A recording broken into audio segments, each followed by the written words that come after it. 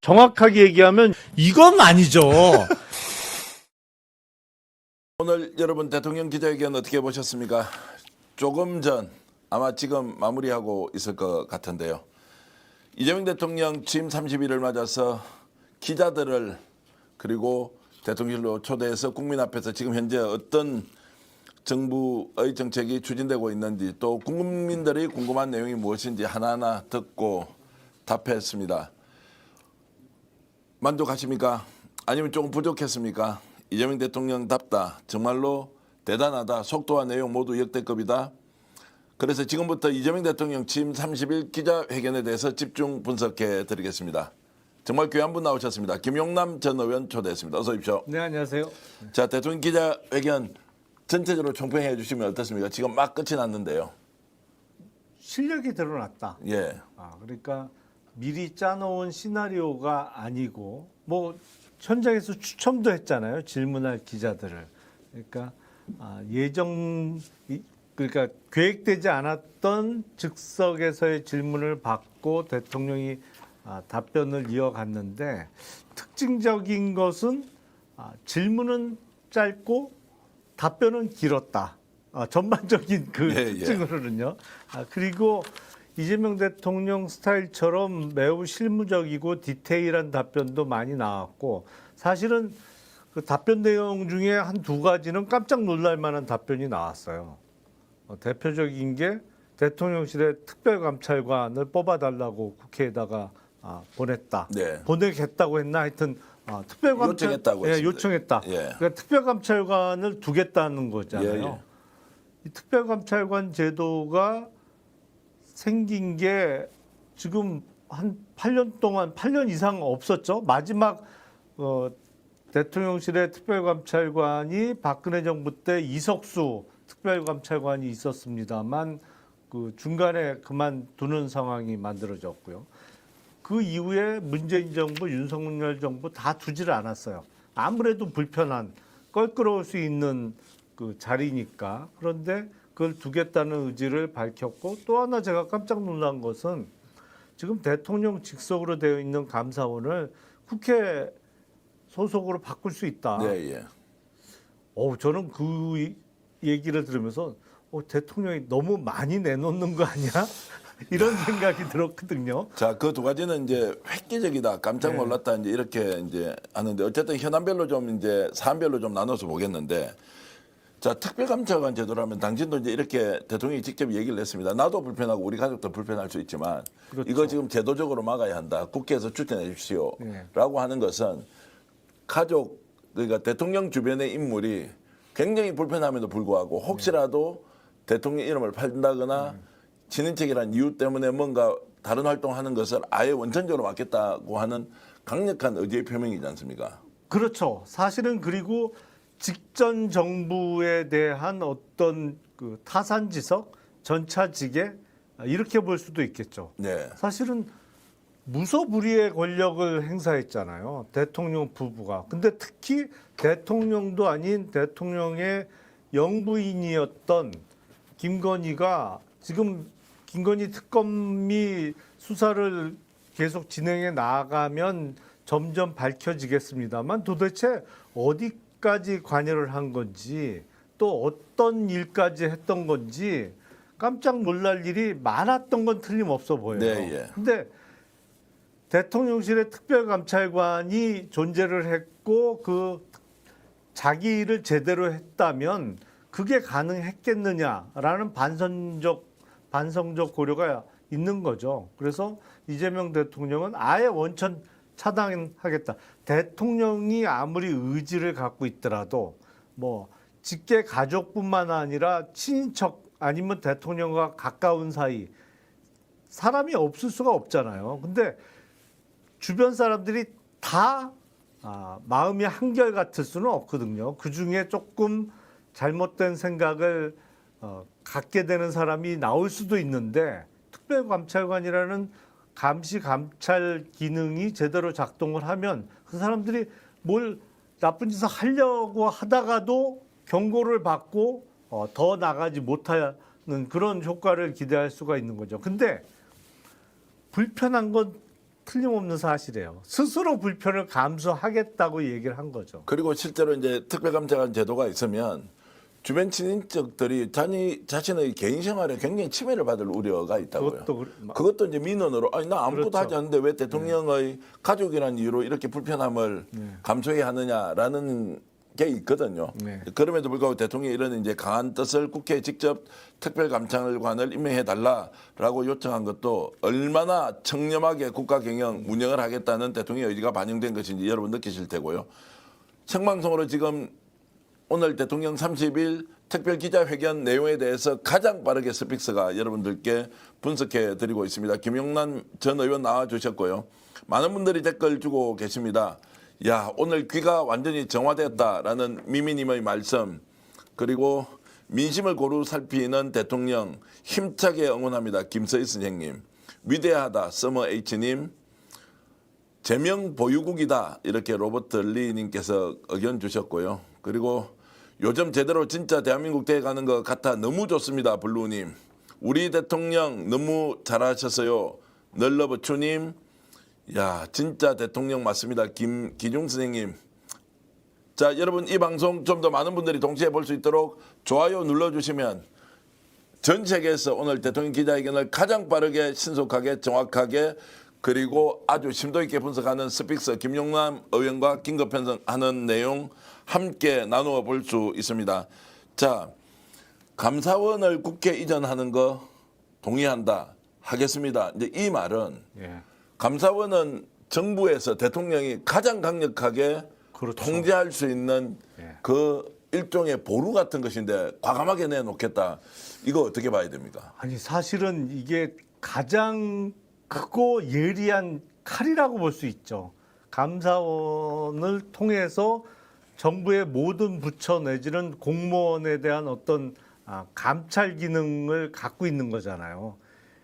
이게 꼭 불법만 그 감찰하는 게 아니잖아요. 감사원은 네. 그 직무 수행의 적절성에 대해서도 감사를 할 수 있기 때문에 그래서 공무원들이 제일 껄끄러워하고 또 무서워하는 기관이 감사원인 것이고 대통령이 마음먹기 따라서는 어느 자리에 있는 공무원이든 그게 고위직이든 하위직이든 아니면 어떤 정부 부처가 됐던 감사원을 통해서 사실상 뭐 컨트롤을 할 수 있는 건데 그 강력한 무기를 지금 국회에다가 넘겨주겠다고 네.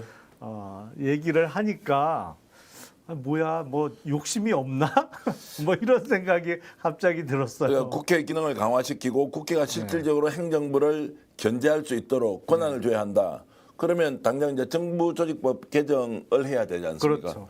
그러면 감사원장을 그 일종의 독립기관이고 헌법기관인데 국회의장이 그러면 임명을 하게 되는 것인지 이제 이것은 제도적으로 좀 논의를 해봐야 되는 그렇죠. 거죠. 국회의장이 추천을 하는데 대통령이 임명을 할 것인지 국회의장이 임명을 할 것인지 자 이런 정도 오늘 공개적으로 기자회견에서 밝혔다면 이 문제 이제 공론의 장에서 다뤄질 수밖에 없는 거 아닙니까?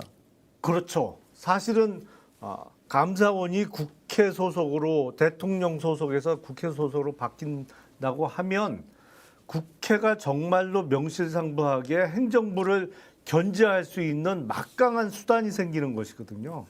원래 민주주의의 원칙이 견제와 균형입니다만 이른바 체크 앤 밸런스이기는 합니다만 진짜로 국회의 힘이 막강해지는 거예요. 말 그대로. 꼼짝도 못할 수도 있습니다. 사실 정부 부처가 이제 감사원 동원회가 국회에서 이 문제 있다라고 하면 국회 보고하는 것이나 자료 제출하는 것이나 이런 것들은 뭐 수사기관이 수사를 하는 것과 동일한 수준으로 이제 그럼요. 이제 그렇게 된다면 국회가 감사원을 운영할 수 있는 그런 국민적 신뢰나 역량이 있느냐 이제 이런 질문이 자연스럽게 나올 수밖에 없겠는데요. 그렇죠. 국회의원 하셨으니까 좀 답변을 좀 해보시죠. 아니 그 권한이 그렇게 커지면 책임도 커지는 거잖아요. 근데 약간 우리 국회 시스템은 지금 뭐 아시겠습니다만 국회의장은 2년 임기제를 하고 있고 부의장은 2분 계십니다만 그 사실은 존재감이 그렇게 확연하지는 않죠. 그리고 우리나라 국회 시스템은 국회 상임위원장을 2년 임기로 돌아가면서 하잖아요. 그리고 그 여야가 이제 갈라서 가져간단 말이죠. 상임위원장을. 근데 외국 시스템에는 안 그런 경우가 많아요. 네. 그러니까 의장이야 임기가 정해져 있습니다만 그 연임하는 경우도 많고, 그 펠로시 낸시 펠로시 같은 경우에 지금이 아니지만 하원 의장을 도대체 몇 년 한 거예요. 엄청 장기간 하거든요. 그리고 국회 상임위원장도 어떤 사람이 한 번 하면 그 상임위원장을 그 사람이 선거에서 낙선을 해서 국회에 못 들어오거나 아니면 어떤 질병이나 사망의 이유로 불가능해지는 경우 아니면 한 번 상임위원장을 맡으면 5년이고 10년이고 계속 하는 경우가 대부분입니다. 그렇기 때문에 전문성도 있고요. 그래서 권한도 막강하고 예를 들어서 감사원을 통해서 어떤 정부 부처의 견제 기능을 할 때도 우리하고는 조금 달리 전문성들이 확실히 있어요. 네. 외국의 국회의원이나 아니면 다선 의원들이 주로 맡고 있는 상임위원장의 경우를 보면, 그럼 감사원이라는 어마어마한 무기가 생기면 이 무기를 정말 잘 다뤄야 되잖아요. 이게 잘못 권력이 행사되면 안 되는 것이고, 그러기 위해서는 책임도 더 커지고 전문성도 더 요구되는데, 이 감사원을 활용한 정부 견제 기능에 있어서 권한의 남용도 없어야 되겠고 적절하게 그 감사권이 행사돼야 된단 말이죠. 국회의원들 책임이 훨씬 커지겠죠. 그렇게 되면. 자, 대통령이 이제 감사원 기능을 국회로 이렇게 넘길 수 있다라고 한 것은 제왕적 대통령 제도, 오늘도 그 질문이 나왔지만 대통령은 이 제왕적 대통령이라는 게 실제로 제왕적이냐 아니냐 여소야대 상황에 따라 완전히 바뀐다라는 측면도 좀 있을 거고요. 보는 시각에 따라서 다르다라는 본인 의견도 내놨는데 제 느낌은 이랬습니다. 감사원이라는 기관을 국회로 이제 넘겨주게 되면 대통령의 권한이 사실은 국회의 감시와 견제를 받아야 되는 쪽으로 그렇죠. 이제 줄어들게 되면 결국 행정부가 누구를 바라보고 정치를 해야 하느냐. 대통령이 행정부의 수반으로서 국가 운영을 총괄하지만 국회에서 언제라도 행정부가 하고 있는 일을 일일이 감시 감독을 할 수 있는 것 때문에 권력도 분산이 되고 오히려 견제와 균형의 원리 때문에 긴장관계가 조성되고 거기에 따라서 국가 경쟁력이 훨씬 더 배가 될 수 있는 거 아니냐라는 계산이 저는 충분히 그렇죠. 이재명 대통령의 의중에는 깔려 있다고 저는 보거든요. 그 행정권의 행사가 훨씬 투명해지는 거죠. 네. 사실은 최근 몇 년 동안에 일어난 일입니다만 가만 보세요. 국회에서 상임위가 열리든 어떤 청문회가 열리든 국무위원, 그러니까 장관들이나 이런 사람들이 나와갖고 국회 답변하는 태도가 오히려 10년, 20년 전만 못해요. 요새 보면 거의 싸우자고 덤벼드는 사람도 있고, 그 국회의원이 어떤 질문을 하는데 그거를 비꼬듯이 받아치는 사람도 꽤 여러 경우가 있었고요. 그게 뭐냐면 국회의원, 상임위 열리는 요 시간만 나는 대충 때우면 돼. 그 다음에 나를 어떻게 할 거야? 국회의원이든 아니면 국회 상임위원장이든 나를 어떻게 할 방법이 없어. 이게 밑에 깔려 있는 것이거든요. 그 장관들이 표현은 좀 그렇습니다만 그동안 꽤 많은 경우에 국회에서 보여지는 태도가 상당히 좀 건방진 경우가 많았어요. 네, 예. 감사원이 국회 소속으로 들어가면 그렇게 못하죠. 하여튼 이게 너무 파격적이어서 저희들이 좀 웃으면서 대화를 나누고 있지만 이재명 대통령 역시 잘 뽑았다 이런 댓글이 엄청 많습니다. 우리 대통령 베리굿입니다. 추 선생님 이렇게 주셨고요. 우리는 지금 성인 정치를 경험하고 있습니다. 휴일 아침님. 이렇게 멋진 대통령이 계시나요? 너무나 멋지고 리스펙트 부유님. 김용남 의원 화이팅이라고 이런 또 의견도 있습니다. 감사합니다. 김용남 의원님 곧 정부에 들어가서 일할 텐데요. 여러분들 기대해 주시면 좋은 결과 있을 것이라고 생각합니다. 스노우프로핑님, 이재명 대통령 최고입니다. 오늘 질문한 기자들이 대부분 보수 쪽이 있는데 추첨으로 뽑았는데 진보 쪽도 질문했으면 좋겠는데 이런 의견 주시는 또 우리 버림님도 계시네요. 돌체님께서는 정조대왕이 울고 갈 이재명 대통령님 너무나 일 잘해 주셔서 고맙고 감사하고 감격입니다. 이렇게 하셨습니다. 야, 제임스 J0809님은요. 전 대표 이재명 대통령과 넥타이 깔맞춤했다 이렇게 하지 겁니까? 제가 오늘 아침에 기자회견 한 걸 보니까 예. 대통령이 이 톤으로 그렇죠. 예. 그래서 저도 넥타이 보니까 이게 있어서 야 오늘 하는 아이고 지금 뭐 제임스 제이님 대단하시네요. 자 그리고 대한민국에 살면서 이런 대통령 처음 봅니다. 우리 대통령 너무 멋져요. 그리고 진보 언론은 기회를 안타깝게도 못 얻었지만 의도하신 바 없고요. 이렇게 주셨고요. 진보 보수 사안들 모두 다루셨습니다.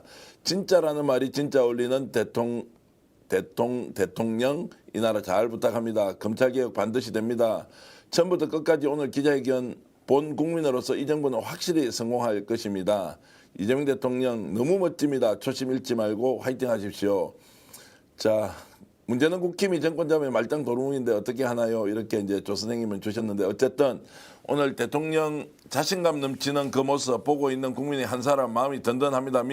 믿음이 나날이 상승입니다. 나나님 이런 말씀 주셨고요. 자, 좋아요는 제가 약간 오버하지만 여러분들께 항상 부탁하는 스픽스를 시청하는 분들의 응원과 격려해 주시는 방법은 좋아요다라는 말씀 주시면서 좀 5,000분 정도 들어와 계신데 낮 12시 생방송 이렇게 많은 분이 들어와 주셔서 또 감사의 말씀드립니다. 자, 오늘 대통령이 이제 질문과 답변 과정에서 했던 여러 가지 이제 현안들에 대해서 좀 이야기를 해보겠습니다. 일단 인사 문제 가보겠습니다. 예, 예. 자, 이제 내각 임명을 하고 지금 이제 인사청문회를 앞두고 있는데 설왕설래하는 부분에 대해서 자, 보수 쪽에서는 왜 이렇게 하느냐. 또 자신을 지지했던 사람도 이 사람은 아닌데라는 여러 가지 의견에 대해서 대통령은 보수 진보 이렇게 가릴 것이 아니라 어쨌든 사람을 써야 하는데 좀 믿고 맡겨주면 어떻겠느냐라고 했는데 이 정도면 대통령의 해명이 좀 충분했습니까? 어떻습니까? 그렇죠. 사실은 이재명 정부에서 이루어지고 있는 인사를 한 단어로 요약하면 탕평 인사라고 저는 생각을 합니다.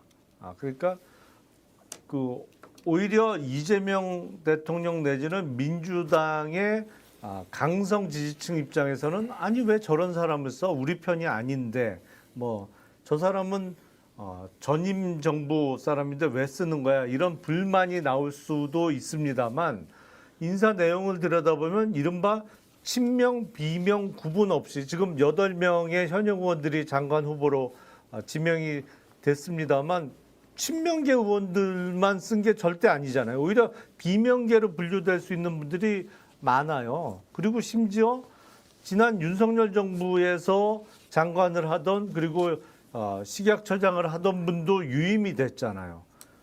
그러니까 지금 골고루 쓰고 있단 말이에요. 그러니까 오늘 비유가 참 적절했다고 저는 생각을 하는데 시멘트끼리만 나오면 그냥 시멘트 덩어리고 모래만 모아놓으면 모래 덩어리인데 이걸 섞어야 콘크리트가 된다. 그래야 단단해지는 것이고 물론 지방자치단체장을 할 때보다 대통령이 되면 쓸 수 있는 인재풀이 넓어지는 건 틀림없는 사실이죠. 근데 그 넓어진 인재풀에서 자꾸 배제하는 기준을 만들다 보면 예를 들어서 전임 정부 사람이라 안 돼, 아니면 이른바 보수 성향이라 안 돼, 아이고 나를 좀 당내에서 비판했던 사람이라 안 돼, 자꾸 제외하는 기준을 만들다 보면 넓던 인재풀이 이렇게 좁아드는 거예요. 그렇게 되면 거기서 아무리 뽑은들 좋은 사람들로 다 채울 수가 없잖아요. 그러니까 이재명 대통령의 말씀은 최대한 내가 인재풀을 넓게 쓰겠다는 것이고 아주 결정적인 하자 내지는 정말 나쁜 일 내지는 범죄에 가담했던 사람이 아니라면 그 비유가 있었잖아요. 공직사회는 로버트 태권브이다. 네, 예. 거기에 철수가 타느냐 영희가 타느냐 아니면 타서 아무 일도 안 하느냐에 따라서 그 태권브이는 예. 결정이 된다. 그래서 그런 거죠. 이제 네. 직업 공무원에 대해서 이제 지휘자가 어떻게 직업 공무원들을 잘 운용하느냐, 활용하느냐, 또는 이제 업무를 이끌어가느냐에 따라서 완전히 다르다. 그래서 언급하셨듯이 로버트 태권브이의 영희와 철수 같은 사람이 결국 대통령 아니냐 이런 말씀을 하셨고 공무원들을 영혼이 없다고 비판하거나 해바라기다라고 하는 것은 절대로 잘못된 판단이다. 해바라기를 할 수밖에 없는 거다. 선출된 권한자가 공무원들 이렇게 하자고 하면 공무원들은 따라가는 것이지 그것을 해바라기라고 비판하면 공무원이 가지고 있는 역량을 충분히 활용하지 못한다. 이제 이것은 통합에 대한 대통령의 특별한 의지도 있고 지금 공직사회가 어찌됐든 5,170만 명의 국민들을 위해서 5,170만 명의 17만 명의 국민을 위해서 움직여야 하는 상황에서 우리 함께 일 좀 해봅시다. 여러분 믿고 내가 끌고 갈 테니까 공직사회부터 모범을 보이자라는 이제 특별한 애정 표현을 한 것이다. 그리고 확실하게 신뢰하겠으니 좋은 나라 만들어 보자. 아마 이제 오늘 공무원들도 대통령 이 이야기를 듣고 굉장히 좀 한번 해보자는 이런 의욕은 충분히 생겼겠습니다. 그럼요. 그리고 제가 보기엔 이재명 대통령의 그 단체장 경험이 크게 반영된 것이 아닌가 싶어요. 네. 그러니까 성남시장을 할 때나 경기도지사를 할 때 사실은 그 시청이나 도청에 근무하는 공무원의 대부분은 직업 공무원이잖아요.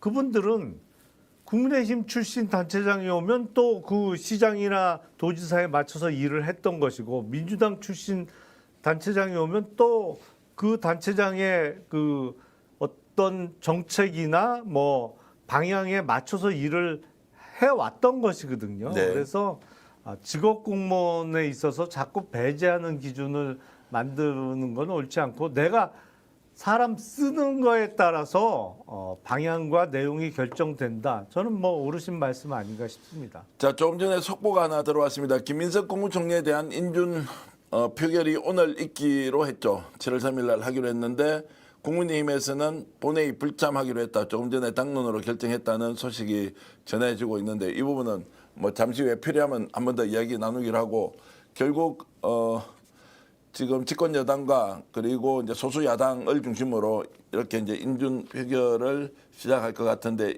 국민의힘은 일단 불참하기로 당론으로 결정했다라는 소식 여러분들께 전해드립니다.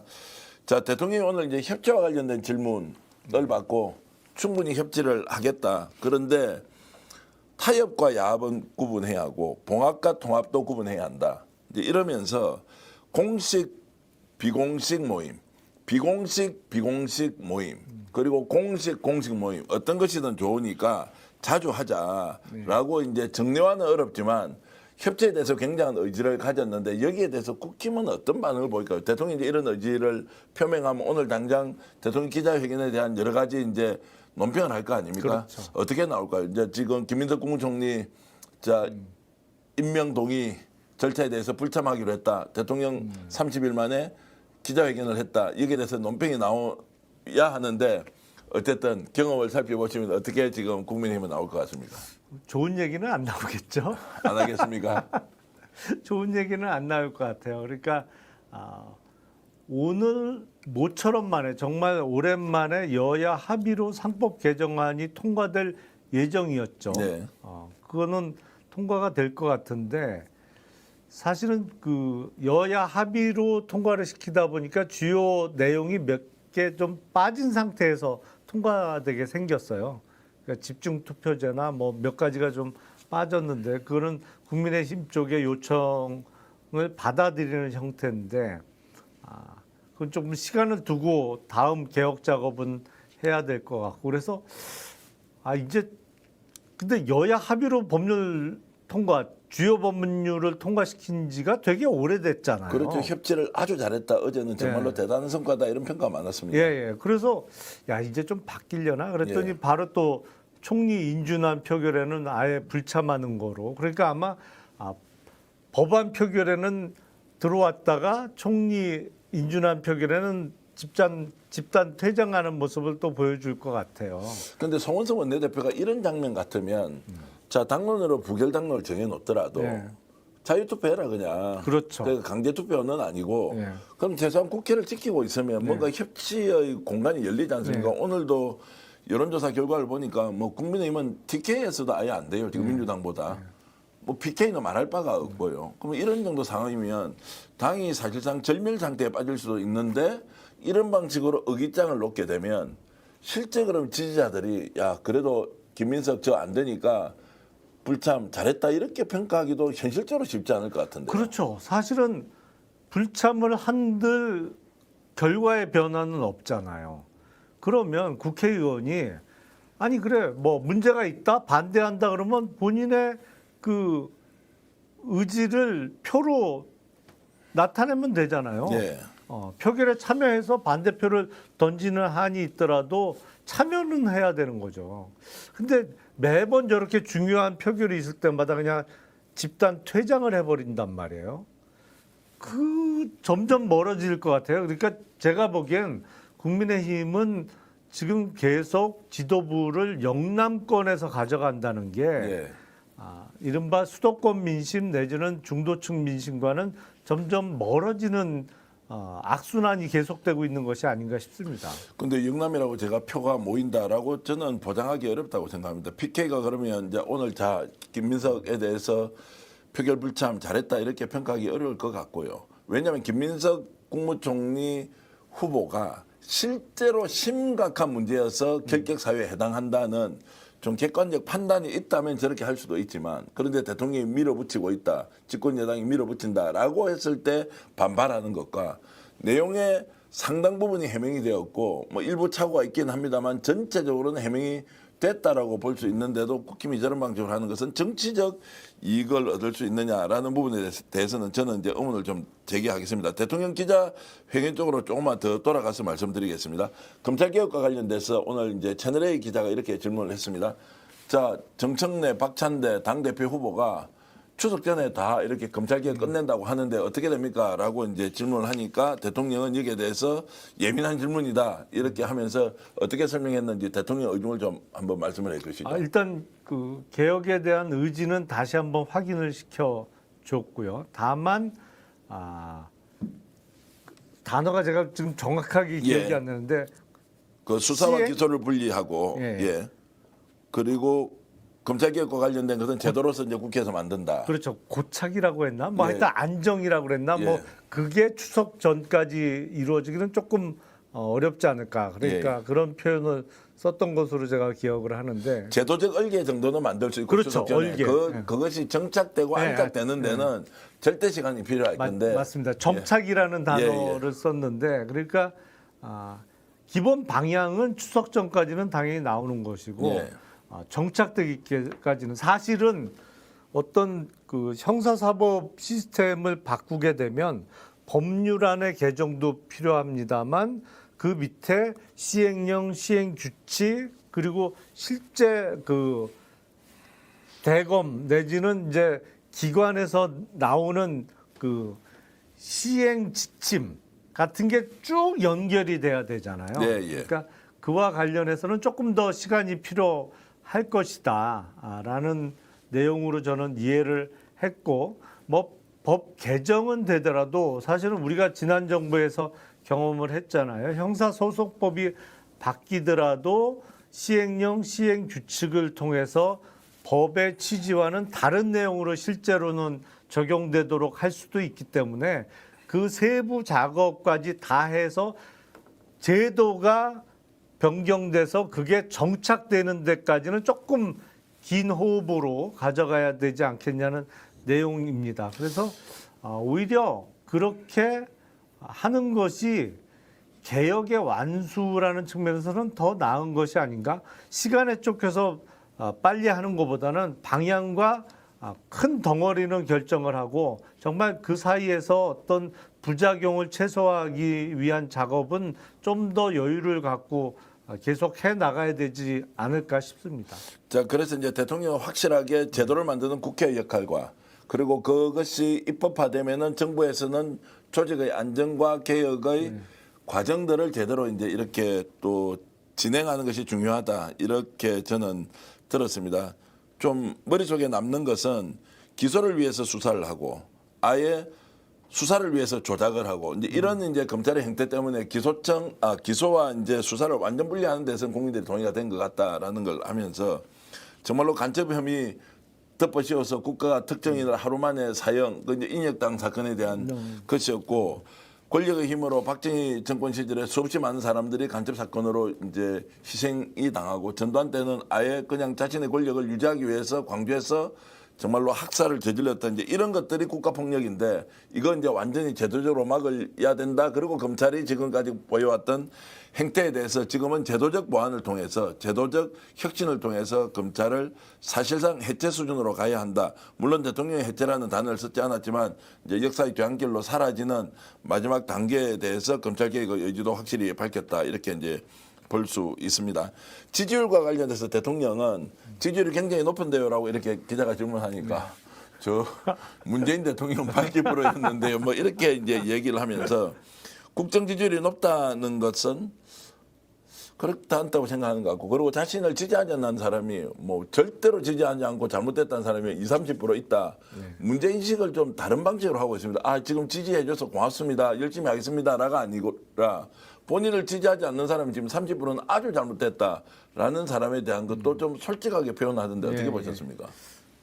그 욕심이 많으세요. 예. 그러니까 사실은 지난 대선에서 50%에 미달하는 득표를 했잖아요. 근데 다자간 구도라기보단 사실상 1대1 구도로 볼 수 있었던 대선인데 더군다나 내란 직후에 벌어진 대선에서 50%를 못 넘겼다.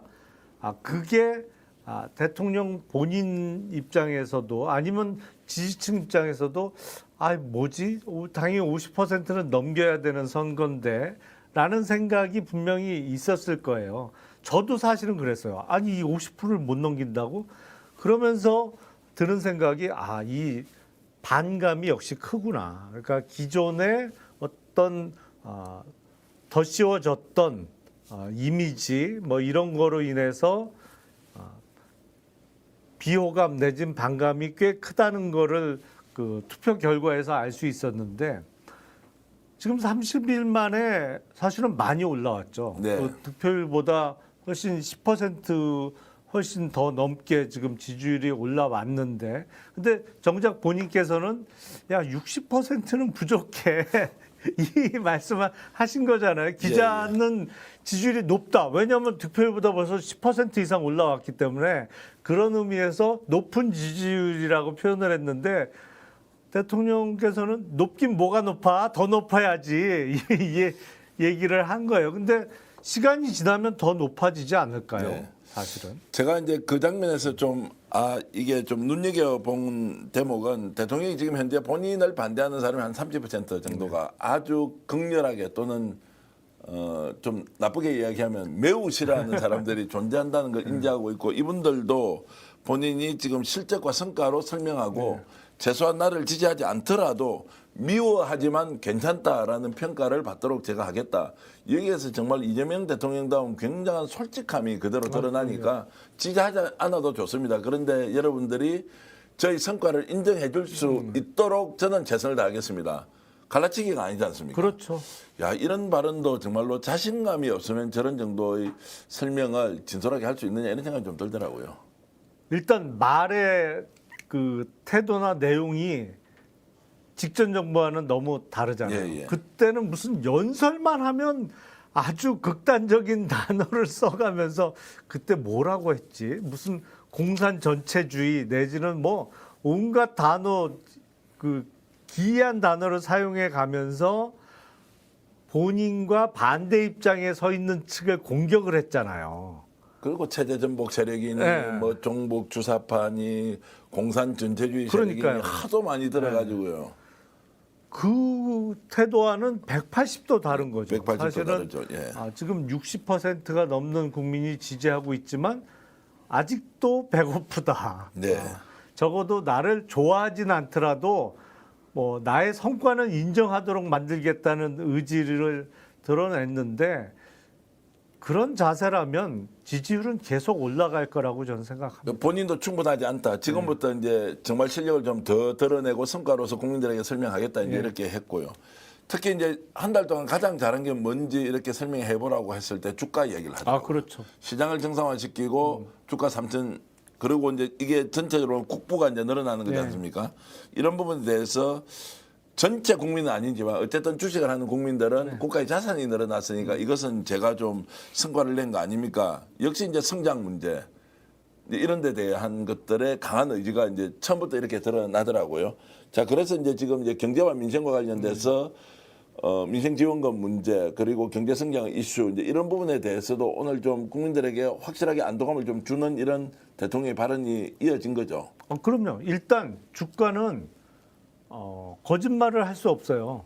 왜냐하면 이건 숫자로 표현되는 거기 때문에 뭐 미사역으로 꾸며댈 수가 없잖아요. 그냥 숫자로 나타나는 거예요. 그러니까 대선 직후에 코스피가 많이 올랐고 오늘도 이제 3,100에서 왔다 갔다 하는데 뭐 주가가 매일 오를 수는 없겠습니다만 그 장기간에 걸쳐서 상승 추세에 들어간 거는 틀림없는 사실이거든요. 근데 상승하는 이유가 뭐냐? 뭐 어떤 분들은 아니 서민 경제가 아직도 힘들고 뭐 관세 문제도 남아 있는데 왜 주가가 계속 오르냐? 그거는 이재명 정부가 자본시장의 투명성과 공평성을 높이겠다는 의지를 명확히 드러냈기 때문에 오르는 겁니다.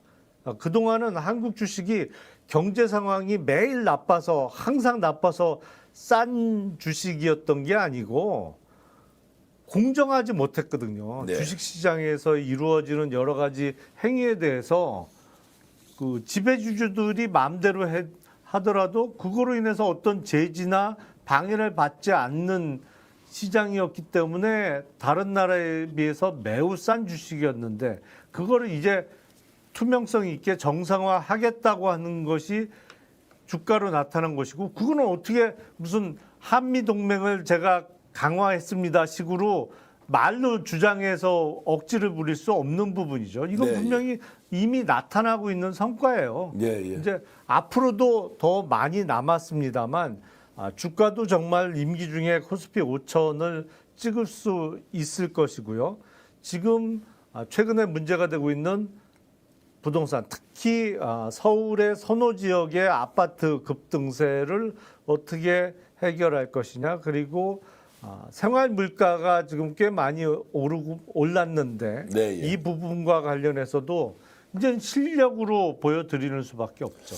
자, 전경님께서 이재명 국민주권 정부는 추진력 하나 죽인다. 정책과 대안은 즉각적으로 시행해서 시원시원하다. 이렇게 이제 말씀을 주셨고, 김영복 선생님, 칸토님, 그리고 양가이버님, 등불님, 자, 잡샘 취업님까지 많은 분들이 이제 의견 주고 계시고, 콩콩님도 이재명 대통령 너무 잘해. 이런 말씀 주셨네요. 정순경님은 또 귀하게 이렇게 슈퍼챗을 저희들에게 보내주시면서 응원 격려해 주시는데, 자, 제가 말씀드렸지만 저희들 방송 보는 동안 좋아요 좀 더 눌러주시면 더 많은 분들이 동시에 시청할 수 있다.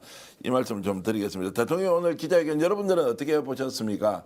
안정감 있다. 그리고 시원시원하다. 솔직하다. 그리고 설득하려고 한다. 무엇보다도 저도 이제 기자 출신이니까 기자들의 질문 하나하나에 진심으로 대하면서 기자에게 감사하다. 질문 주셔서 고맙다. 특히 이제 충북 옥천신문 기자에 대해서는 소위 말하는 마이너리그 지역 언론인데도 여기 이제 당당하게 대통령의 질문을 하고 이러면서 이제 본인이 갖고 있는 지역 신문에 대한 애정, 오래전부터 옥천신문을 정말로 풀뿌리 민주주의를 실현하는 그런 언론으로 이제 인정하고 본인도 과거에 이런 이제 언론 운동을 하려고 했다라는 말까지 하면서 그런 이야기 들었던 기자들은 얼마나 뿌듯하고 자부심이 있겠습니까? 그렇죠. 지역 다 메이저 언론의 소위 말하는 레거시 중에서 메이저 언론 중심으로 뭐 출입 기자, 반장, 뭐 팀장 이렇게 해서 다 이제 출입 기자 제도가 운영이 되는데 저런 이제 기자 한 사람 한 사람도 결국에는 미디어의 중요한 이제 종사자이면서 국민들과 함께 호흡을 하는 언론인으로 이렇게 인정해 주는 모습이 굉장히 저는 인상적이었습니다.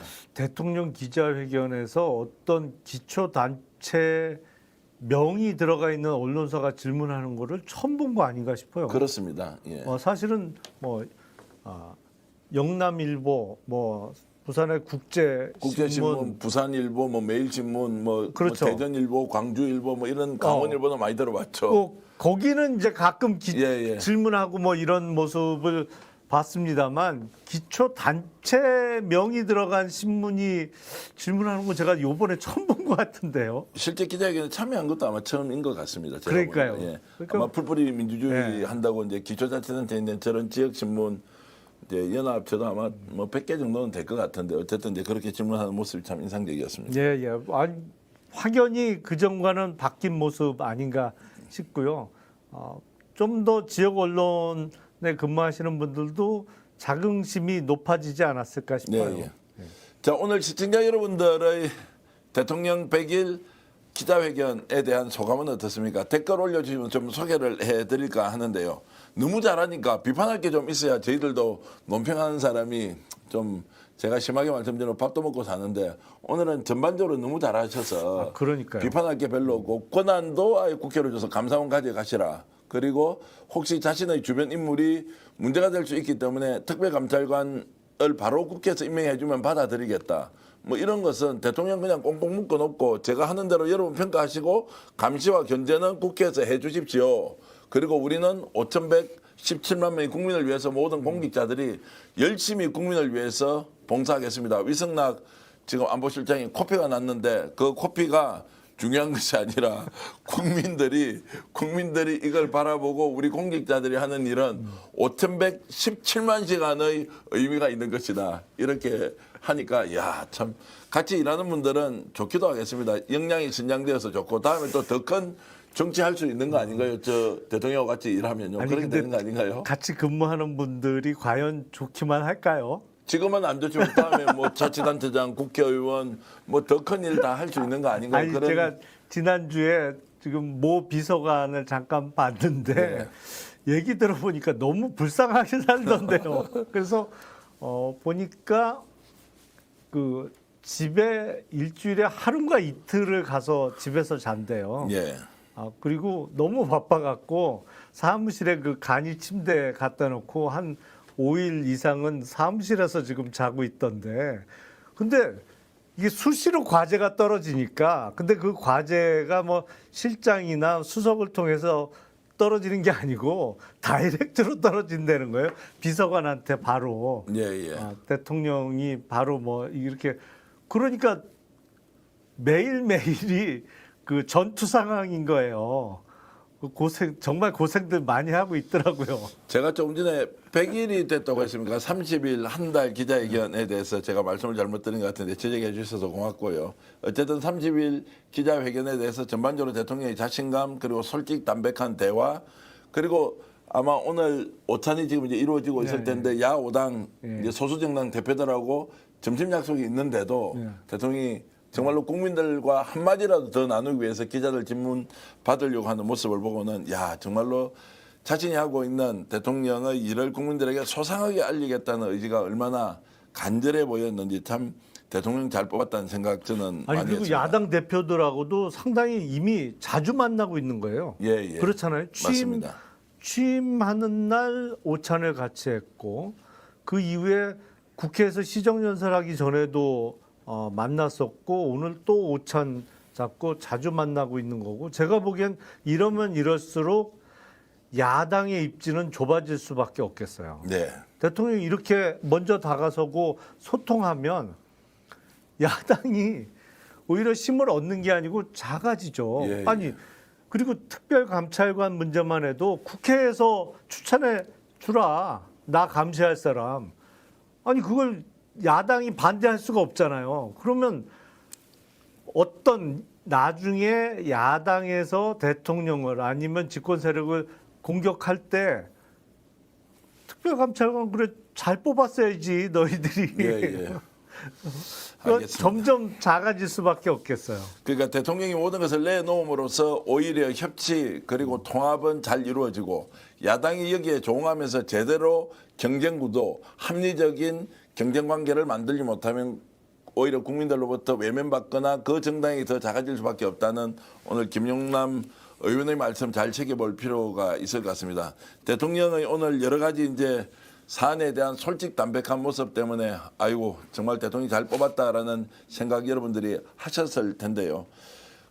제가 예전에 이재명 후보 시절에 인터뷰도 뭐 한 적이 있었고 또 이분 말씀 중에 초집중해서 시간을 쓰다 보면 시간이 어느 순간부터 늘어나기 시작했다 이런 말을 듣고 야 어느 정도 집중적으로 에너지를 쏟고 또 일에 몰두하는가에 대한 생각을 했던 적이 있는데 오늘 대통령의 얘기 중에서 하루 단위로 시간이 가는 것이 아니라 일주일 단위로 시간이 가는데 일을 할 게 너무 많은데 토요일, 일요일 되면 자 직원들이 100명 이상씩 움직여야 되니까 가능한 한 집무실에서 일을 보려고 하는데 본인 한 사람이 많은 사람들에게 불편함을 주는 것 같다라는 이제 얘기까지 하면서 시간을 천금같이 쓰고 있는 이재명 대통령을 보면서 여러분들은 어떤 생각을 했습니까? 우리가 뽑은 대통령이 정말로 잘한다라고 박수를 보내는 것과 동시에 요즘 제가 하는 말이 하나 더 있습니다.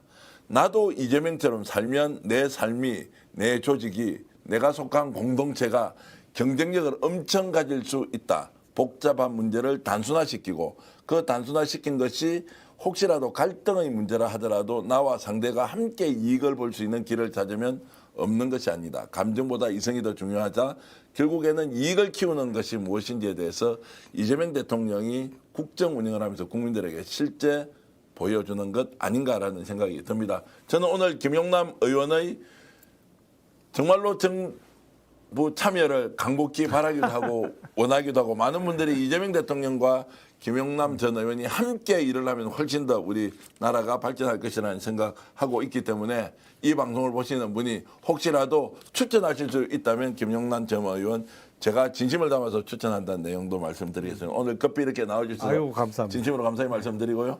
함께 방송 준비해 주신 우리 이종경 감독 그리고 신태희 감독 그리고 강희정 PD께도 감사히 말씀드리면서 오늘 방송 모두 마치겠습니다. 시청자 여러분 구독, 좋아요 많이 눌러주시고요. 저희들이 하고 있는 광고가 왼쪽 태그에 뜨는데요. 공동구매 선착순 특별 가격으로 보내드리는 항공모터 달린 블루6 선풍기 1+1 정말로 좋은 가격으로 여러분들께 모시고 있는데요. 1+1 초강력 항공모터 휴대용 선풍기가 29,800원에 판매되고 있습니다.